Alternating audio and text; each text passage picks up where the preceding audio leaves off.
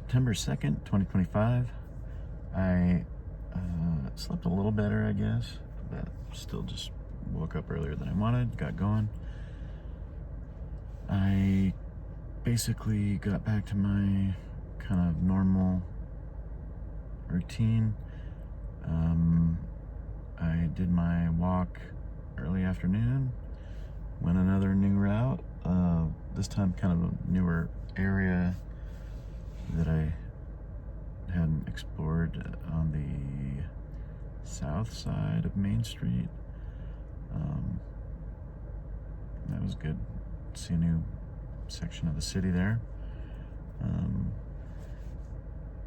After my walk, I came home and worked on some things for the rest of the night. Basically, I had some dinner with Lisa and her crew. And then realizing that my shoot on Thursday is like 3 hours away from where Gina lives. I decided I took off tonight, took off tonight so that I can get to her place earlier tomorrow so that I can drive that extra 3 hours to be closer to the location, so that the 8 o'clock call time on Thursday morning isn't crazy. That's my plan. So I'm on my way now. I'm not that far into it, just a couple or so hours maybe. So I'm gonna maybe take a quick nap here at the gas station and continue along as I can, and that way I can hopefully get to her place at a pretty good time this afternoon. Deep thought of the day. I had this phrase kind of pop to mind when I was walking earlier. Never judge a book by its online review. And basically what this means to me is that basically what I think is happening, and I guess I've been either naive or just not really not really paying attention very well up until this point in life. But people functionally act like they're entirely different people when they're online, as if it's really a separate personality. And I think that applies in just about every online manner, in a sense, whether it's social media, online dating, in forums, in the comment sections of videos, whatever. They're just different people. I don't know if it's their truer selves. That seems kind of like a reasonable thought. Or if they just kind of split into a second identity, which effectively functions as their online identity, or maybe their identity when they're online. I don't know if there's a better way to phrase that.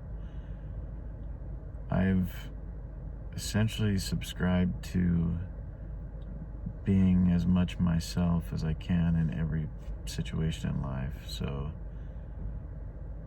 really what you see is what you get, like here in my online interactions, as much as I can in my social media, whatever. I try to be the same me everywhere. I don't see the point in actually trying to be anything else. It doesn't really make sense to me. And I guess that might be my naivety, kind of as to how maybe most people operate, which I think inspired that thought in my mind. The idea that you should never judge a book by its online review. Anyway, what does that mean? I don't know. For a call to action, geez, I guess that my only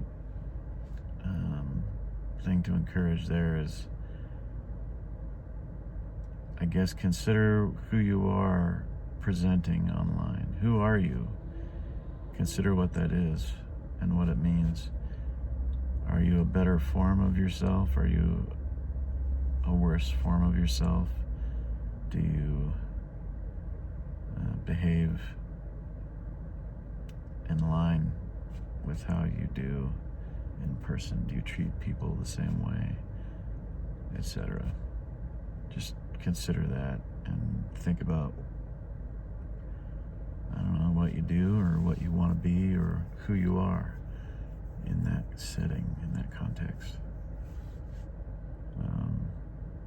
Don't just lean into whatever seems easy, because really I think the thing that kind of fuels people's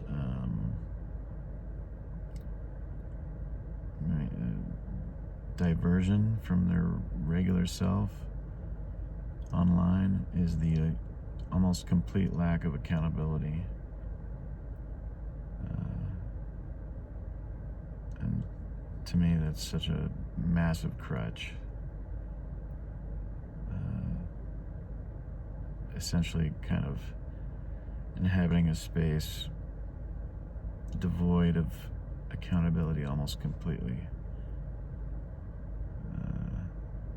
Well, I mean, it's obviously not completely, but it's so much easier to hide there than it is in real life, so I guess people do. Anyway, there's my thought. Hopefully that was useful. All right, until next time, take it easy, y'all.